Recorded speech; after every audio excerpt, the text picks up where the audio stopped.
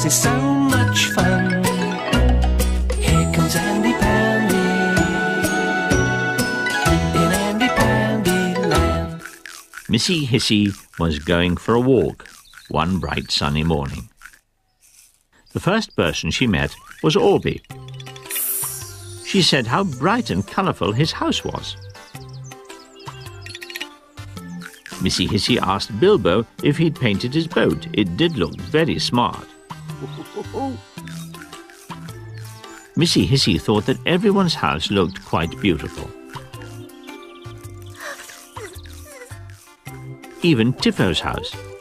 Tiffo wanted to play, but Missy Hissy didn't. Tiffo wondered why Missy Hissy looked so sad. Poor Missy Hissy. Everyone had a nicer house than her, she thought. Looby-Loo was picking flowers in her garden when Tiffo arrived. He told Looby-Loo that Missy Hissy had seemed a bit sad when he saw her earlier. Looby-Loo said she'd put her flowers in a vase and then she'd go and see what was wrong with Missy Hissy. When Looby-Loo arrived, she could hear that Missy Hissy was crying. Looby-Loo asked Missy Hissy why she was so sad. Missy Hissy told her that everyone else had a lovely, bright and colourful house. Her pipes weren't like that at all. And, said Missy Hissy, she couldn't do anything about it because snakes don't have arms. Looby-Loo told Missy Hissy to cheer up. She was sure she could do something to help. Looby-Loo went to find Andy Pandy. He was just coming home with a basket full of fresh vegetables. Looby-Loo told Andy Pandy about Missy Hissy. Andy Pandy said he had an idea. He'd help Missy Hissy with a potato. After Andy had put away the vegetables, he took the biggest potato and went to find a knife, an old tin plate, and some paints. Now Andy Pandy had everything he needed.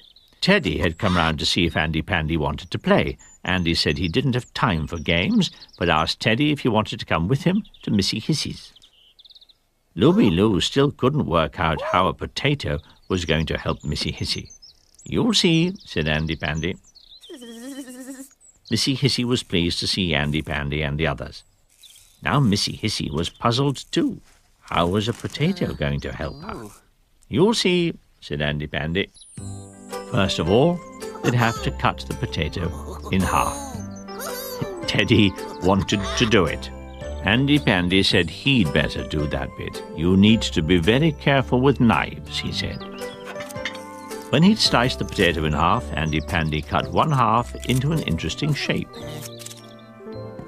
He did the same with the other half. "Now for the exciting bit," said Andy. He asked Teddy to put some paint onto the plate. Next, Andy Pandy asked Teddy to dip the potato in the paint. "No, Teddy, no," said Andy. "That's the wrong end." "That's better," said Andy Pandy. Next, he told Teddy to put the potato on one of the pipes. The potato made a lovely design on Missy Hissy's house.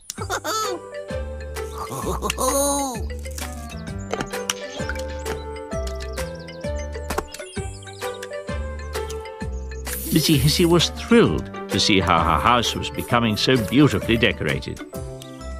Soon they had finished. Missy Hissy's house had never looked brighter.